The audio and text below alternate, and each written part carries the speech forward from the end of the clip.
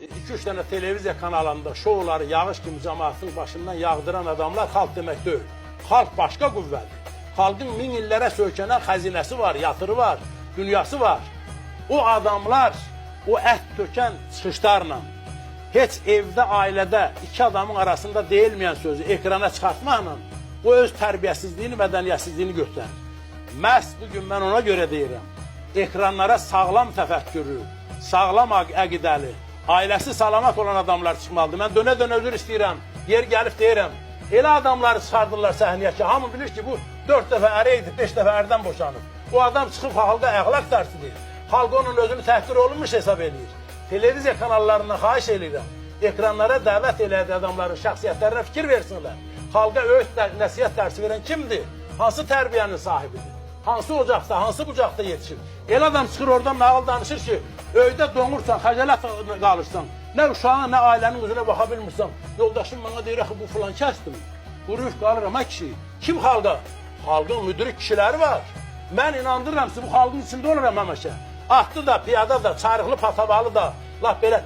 Ay qardaş, bu xalqın içində, o kəndlərdə, o rayonlarda, Qurana and olsun, el adamlara rast gəlirəm.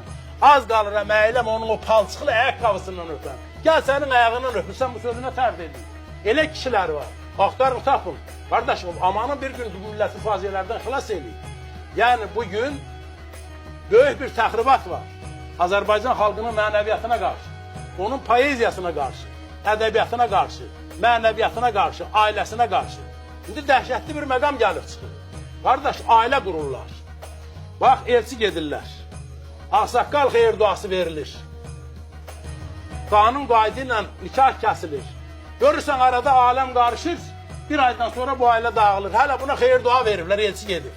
Ay kişi, ekranda da adam evlənərmi?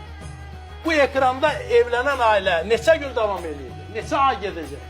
Halk bu işə nifrət eləyir, qəzəblə qarşılayır, hər gün bana yüzlərlə zəng olur. Kim hesab eləsə ki, o xeyirxahlıq təksinə, o bədbaxılıqdır və bədxahlıqdır. Mənim xalqım nə günə qalıb ekranda çıxıb evlənməlidir? Nə deməkdir bu? Ona görə xalqın heysiyyatına toxunmaq olmaz, xalqın mənəviyyatına toxunmaq olmaz. Qorumaq lazımdır millətin ruhunu. Bizim xalq o əqidənin sahibi deyil. Avropalaşmaq o deməkdir ki, sən çırpaqlaşmalısan, bütün abırını, həyanı ekranına töhməlisən millətin üstünə, millər də ağlamalı günə qalmalıdır. Yığışdırmaq lazımdır bu şeyləri. Avropalaşmaq istəyirsənsə, Avropanın çox mütərəqqi, çox ideal, çox gözəl keyfiyyətləri var, onları götür. Keçdi məndən, ox oldu, keçdi məndən. Yaxşıya körpü oldum, yaman da keçdi məndən. Mən istəyirəm ki, körpü olam, yaxşılar keçir. Yaxşılardan qabaq yamanlar keçir. Kimin nəyinə lazımdır?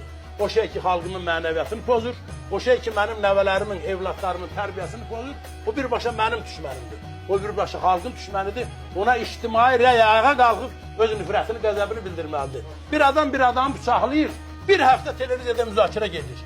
Böyük bir şəxsiyyət, böyük bir iş yaradır. Onunla bağlı bir dənə ekran, bir dənə söz vermir, bir dənə qəzet material ayrılır. Falan niyə?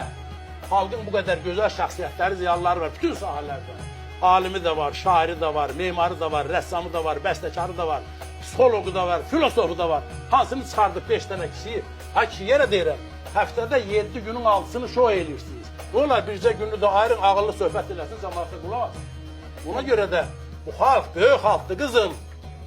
Çox böyük xalqdır. Bu 50 milyondur. 50 milyonun kökü gör haralara gedir. 5 dənə şoyla 50 milyonun heysiyyatını barmağa dolamaq olmaz. Hər gün bizə zəhlər olur. O məsuliyyəti biz daşıyırıq. O dərdi biz çəkirik.